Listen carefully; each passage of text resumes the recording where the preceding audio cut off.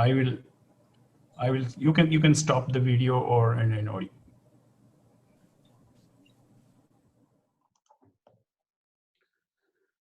सदाशिवसमारम्भां शङ्कराचार्यमध्यमाम् अस्मदाचार्यपर्यन्तां वन्दे गुरुपरम्पराम् श्रुतिस्मृतिपुराणानाम् आलयं करुणालयं नमामि भगवत्पाद शङ्करं लोकशङ्करम्. Good morning to all of you. It's my blessing, pleasure and privilege to share some of my thoughts about Adi Shankaracharya, the greatest spiritual giant this country has ever witnessed in its history. To remember and talk about someone with respect and devotion nearly after 1200 years clearly shows that he is an Avatara Purusha. Today, I am not going to talk about his childhood. I am not going to talk about his parents or how he got his sannyasa. Nor I am going to talk about his travel across the length and breadth of the country, about his Kailas Arohanam, all that in a span of 32 years. I am not going to talk about all these because we all know this story and I don't have to tell you this.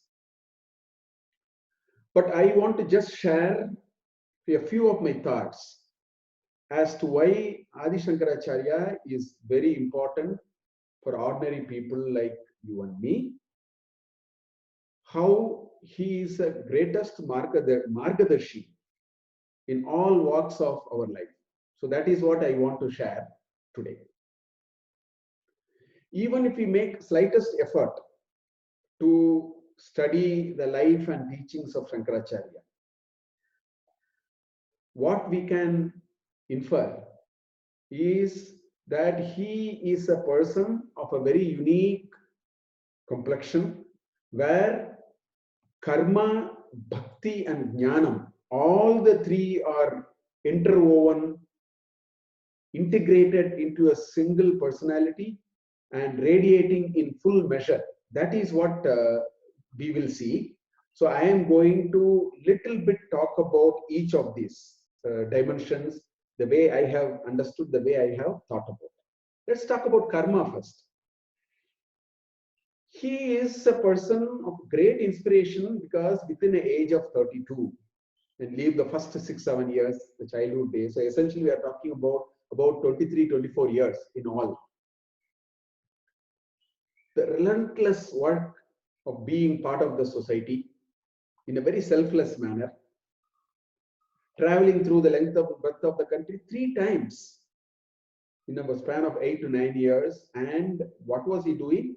Assessing the problems that society is facing, trying to think about how to solve this problem, visiting a lot of temples, also coming with new stotrams in praise of the Lords, meeting people, intellectual people, winning them through sheer discussion and takka, and establishing that kind of a personal credibility, organizing a splintered group of spiritual seekers into a very neat structure, creating very nice mechanisms for even ordinary people like us to practice bhakti, karma and jnana, the Shanmata Stapaka. It's a very, very nice thinking. How one can live a personal life, simple achara vicharas and so on. Creating mechanisms for sustaining, communicating this wealth that he created to the people of the country, which we are benefiting even today after 1200 years. Creating a very vast body of knowledge for the society. When I say vast body of knowledge, just to give you a little idea of that, in 1920, Vani Vilas Press came with a printing of the complete works of Shankaracharya, which was running to over 6,600 printed pages of a certain size. His Bhashyas on the 12 Upanishads, Vishnu Sahasranama, Lalita Trishati, Sanasujatiya, Hastamlakiya, then more than 25 Prakarana Granthas, a lot of stotras, All these are the greatest repository. I wonder whether today's busiest CEOs would have created this much of an impact and a wealth as Shankaracharya has done in a span of about 20 years. This is this karma part of Shankaracharya.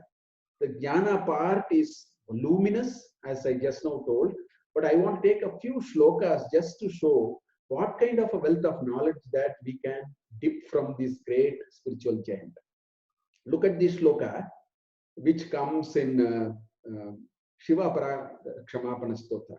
Ayurnashyati Pashyatam Pratidinam Yatikshayam Yavanam Pratyayanti Gataha Punarna Divasaha Kalo Jagat Pakshakaha Lakshmi Stoya Taranga Banga Chapala Vidyuchalam Jeevitam Tasman Mam Sharnagatam Sharnada Tomraksha Rakshaduna.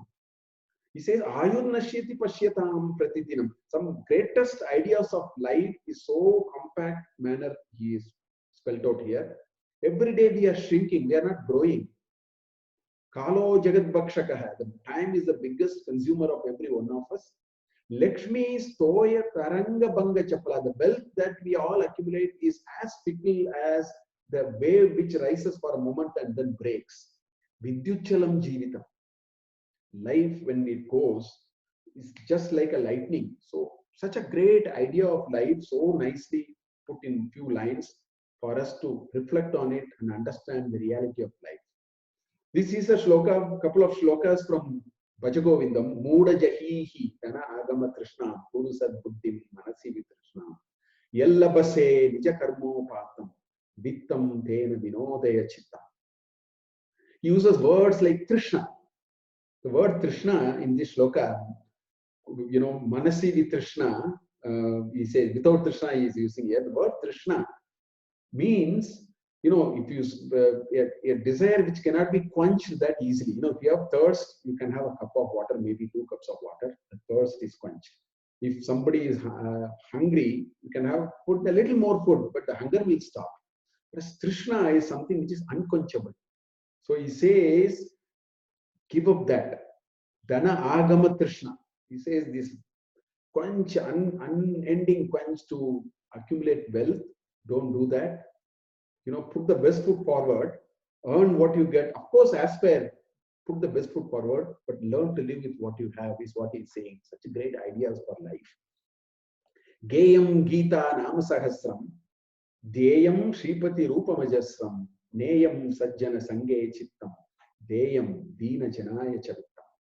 Again, how do you conduct your life?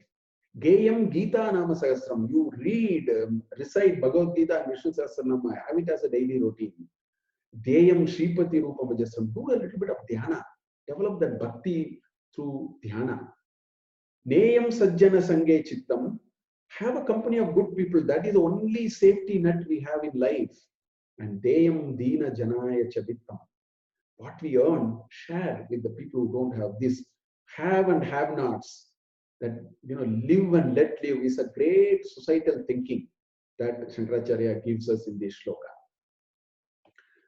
In fact, we wonder what to ask. We go to an acharya, we go to the temple, we do a puja and then say, I want promotion, I want to be transferred from location A to B, my son has to study, my daughter has to be married. We have these kinds of things we ask. Whereas we look at his stotrams, you find a nice pattern. He says, don't ask these small little things. You should ask something bigger. Look at this from Subramanya Bhujangam. It says, Aham sarvada dukkha bhara vasanna bhavan dina bandhuhu twadanyam nayache bhavat bhakti rodam sada klipta bhadam mamadim dhritam nashe umasuta tvam. Okay, Umasuta, you must destroy this desire that I have in this bhava, in this cycle of birth and death and the vyadhi that comes out of it. Take that out. That is the kind of, he takes us to such a high level of what to ask for. We should not ask for small little things. We should ask for liberation from this endless cycle of birth and death. Then he says, even better in Devi Aparata Kshamapanha Stotra, he says, Matsamaha Pataki Nasti, Papagni Totsama Nahi, Evam Nyatva Mahadevi, Yata Yogyam Tata Kuru. He say, you know, why should I ask you something? By asking something, I would have denied an opportunity of you giving me something even bigger. So therefore, yata yogyam tata kuru. Give me what I deserve. So these kinds of ideas you find when you read Shankaracharya's works are simply embodiment of high thinking. Lots of them. I would just quote one shloka from Manisha Panchakam. The whole context itself is so nice. Look at this shloka. Jagrat sushuptishu sputatara ya samvriddhi jambate ya brahmadi pipilikanta tanushu prota jagat sakshini saivaham nacha drishya vastu iti drida prajnapi yasyasti chet chandalostu satu dujostu guruhu iti yesha anisha mama. So he says, Jagrat, Swapna, Sushupti, these are the three avasthas for us. We are, waking state, we dream while sleeping or deep sleep. He says, in all these, there is something which is popping up, aham, ahammiti. There is something which comes up all the time. That's spuranam. Something is coming all the time. The second example he gives is, Ya Brahmadi Pipilikanta Tanushu. From the Brahma to that one-celled amoeba and the tiny little ant, in all of them there is this God particle. Saivaham, Sahayevaham, Nacha Drishya Vastu, not what you see here and there. Drida Prajna Yasya Asti, if somebody has this unwavering understanding of life, he says, there can be anybody. Chandalostu, Satu Dujostu, Guruhu iti Esha Manisha. He is my Guru. It's an embodiment of high thinking. So this is the kind of jnana. Shankara's contribution in jnana is endless. I don't think I, can keep on going like this. The third dimension which I want to talk about is bhakti. Generally, many people think that because of his razor sharp analysis and tarka and that you see in his bhashya and so on, people often think that Shankaracharya is an intellectual giant, not so much as a, has that bhakti. Sometimes people think like that. But he is the greatest exponent of bhakti. In many of his stotras, you will find that bhakti flowing like anything. If you want to know what is bhakti, how it manifests, how it changes one's attitude to life, we should read his magnum opus on bhakti, Shivananda Lagari. An example, there are many more. I'm just giving one example. Shivananda Lagari. I will take that shloka in Shivananda Lagari, in which he gives a formal definition of bhakti. Look at here. Ankolam nijabija santatihi ayaskanto palam suchika sadvi naija vibhum latakshiturutam sindhu sarid bhallapam prapnoti yatha tatha pashupate padara vindadvayam cheto vritti rupete tishtati sada sa bhaktihi iti uchyate. Ankolam nijabi, he gives 5 examples. Ankolam nijabija santatihi. There is an ankola tree. Now, when the seeds fall from the tree, all the respective seeds will go to the trunk of the respective trees. The tree's trunk will be full of seeds. So that is the first example. Here, the prayatna is on the part of the seed. There is a purusha prayatna required on the part of the seed to reach the tree. The second example is ayaskanto palam suchika. You can either move the needle to the magnet or the magnet to the needle. Either ways it will attract. So it is a ubhaya prayatna. If you put one step in bhakti, the Lord will put 2 steps. That's what he is communicating here. Sadvi naija vibhum. The third stage is a stage of mutual dependence. The anubhava and the experience and this whole approach is a mutual dependence. The bhakta and the Lord. So sadvi naija vibhum, like the husband and wife he is talking about. Latakshitiruham. The fourth example he gives is a complete surrender or dependence to that Lord. That's what the creeper requires, that support of that stick on which it goes. So he gives that fourth example. And the last example he gives is Sindhuhu Sarid Vallama. In the first 4 examples, there is a separation of the Bhakta and the Lord. Sindhuhu Sarid Vallabham is total merger. Like all rivers merge into the ocean, like that there's a complete merger. So he gives 5 stages. He says prapnoti iha. When he reaches those kind of stages, yata, at that time, tata pashupatehe padara vindadvayam. I get merged into your lotus feet.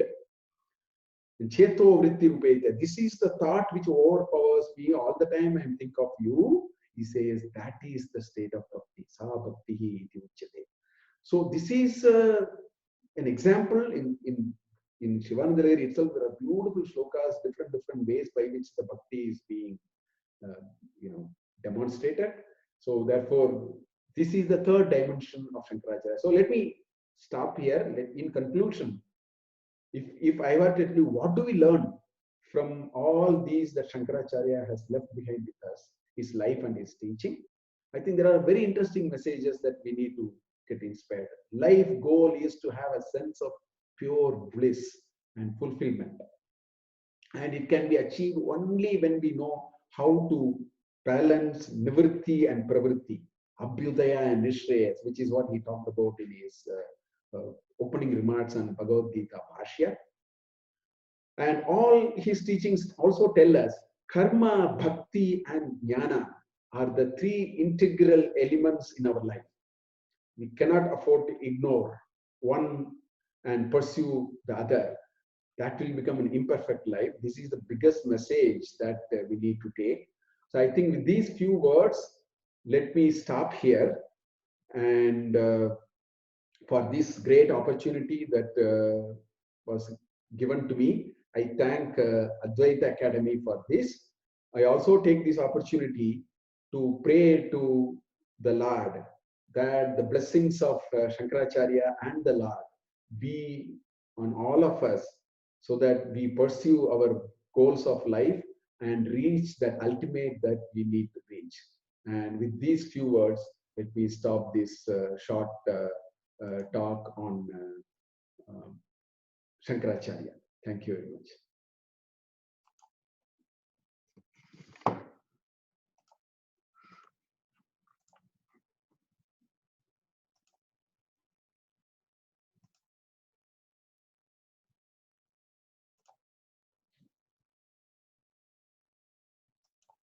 Thank you, Professor Madhav. Thank you, Professor Mahadevan, on the three-dimensional perspective of Adi Shankara's teaching. Next session is at 6 a.m. tomorrow morning, Indian Standard Time.